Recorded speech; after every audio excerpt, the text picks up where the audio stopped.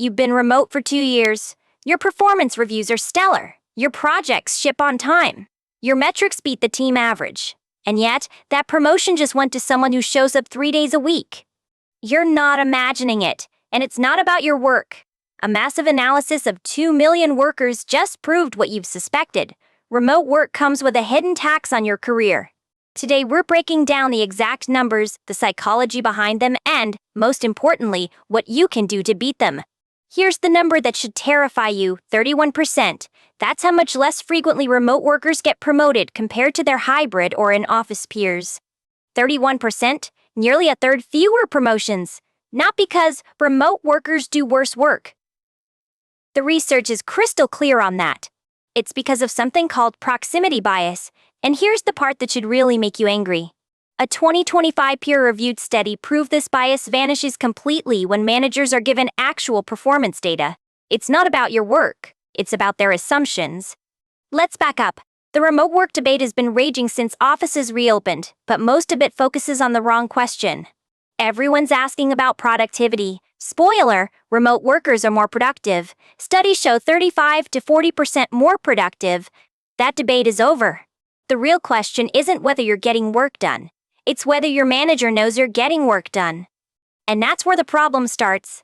Humans have a cognitive shortcut. If I see you, you exist to me. If I don't see you, you kind of fade. It's not malicious, it's just how brains work. Out of sight, out of mind. Literally. Scientists call this availability heuristic. We overweight what we can easily recall. That cognitive shortcut has a professional name in organizational psychology, proximity bias. And it's been quietly shaping careers since the first person worked from home. Now we have hard data. An analysis of 2 million white-collar workers found remote staff get promoted 31% less frequently than their hybrid or fully on-site peers. 2 million workers. This isn't a small study you can dismiss. It's one of the largest analyses of remote work outcomes ever conducted.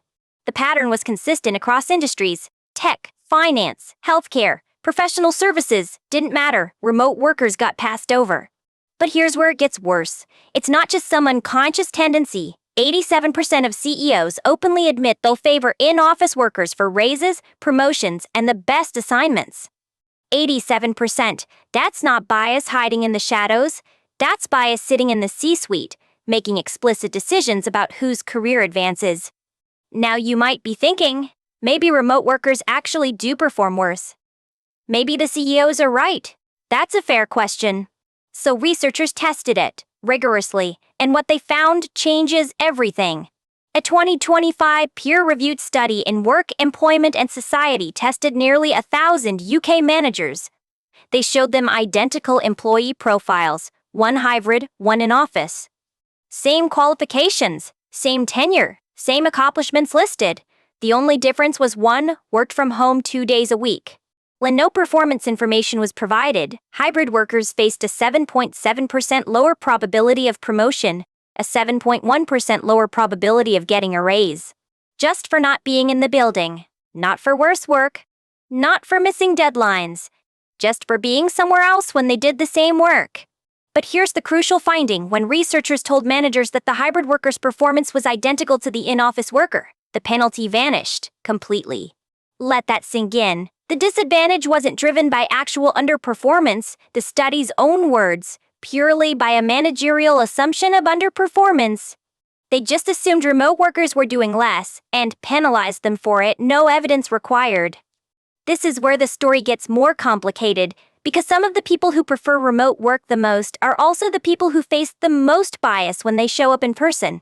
Research shows that 21% of white knowledge workers want to return to full-time office work. For black knowledge workers, just 3%.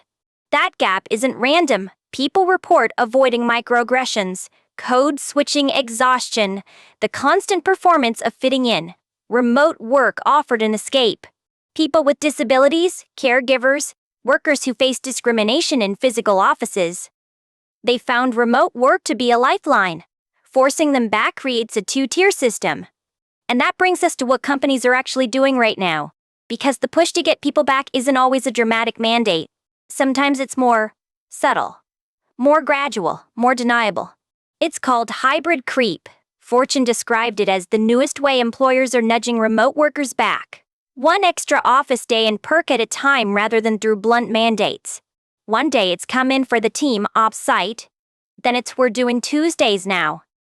Then Tuesdays and Thursdays. Then someone mentions that the most engaged employees seem to be here more often. The implication hangs in the air. And companies are doubling down. Nearly 30% of U.S. companies plan to fully eliminate remote work by 2026. 5-day office mandates are expected to rise to 30%. That's not a prediction, that's a plan, and it's happening now. Meanwhile, what do workers actually want? 64% of U.S. employees would prefer remote or hybrid roles over working in an office every day. So here's the situation. You want flexibility, your boss wants spaces and seats, and the data says staying home puts your career at a measurable disadvantage. It's not fair. It shouldn't work this way. But pretending it doesn't exist won't help your career. So what do? Let's get tactical. Because the research doesn't just tell you the problem, it hands you the exact solution. The bias disappears when managers have performance data, so give them performance data. Make it impossible for them to assume. Every week, send a brief update to your manager.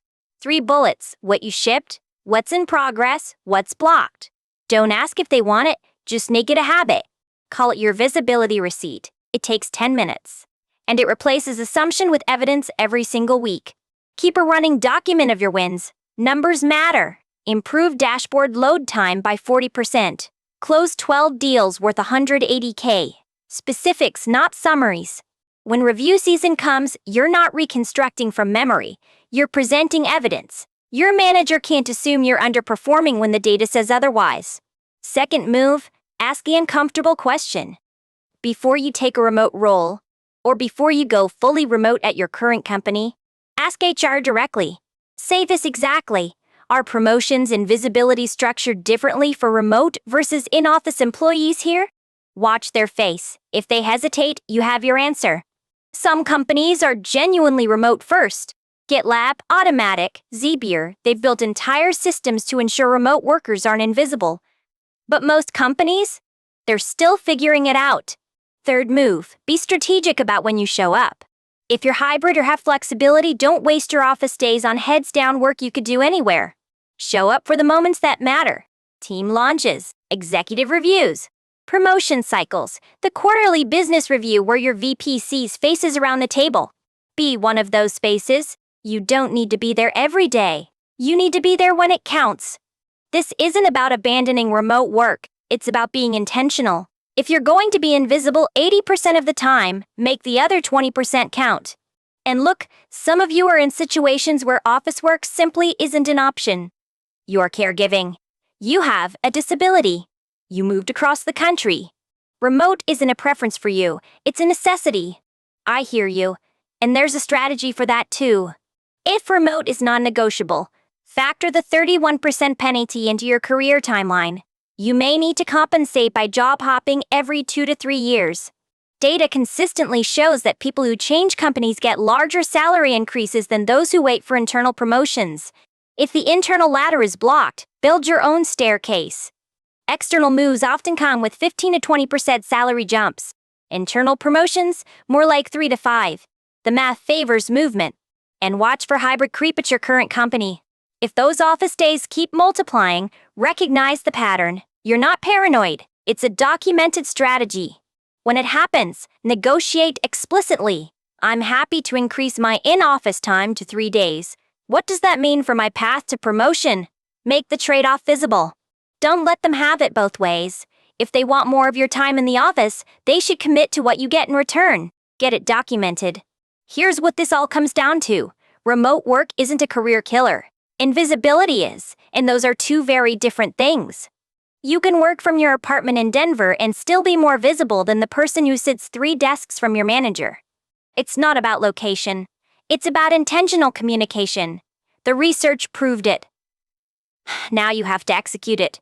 Document obsessively. Communicate proactively, show up strategically, and when you sense proximity bias creeping into decisions, name it, out loud. Because the research is unambiguous, the penalty exists only when managers are operating on assumptions. Replace those assumptions with data. and you're competing on equal footing. This isn't about working harder. Remote workers already work harder. The productivity data proves that. This is about working smarter on your own career. If this breakdown helped you see the game more clearly, hit subscribe.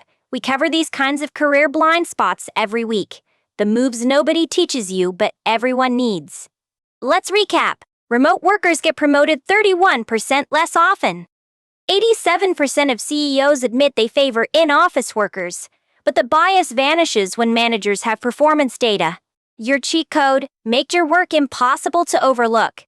Send weekly updates. Keep a wins document. Show up when it matters most. Ask the hard questions before it's too late. The 31% penalty is real. But so is the fix. Now you know both. Go use it.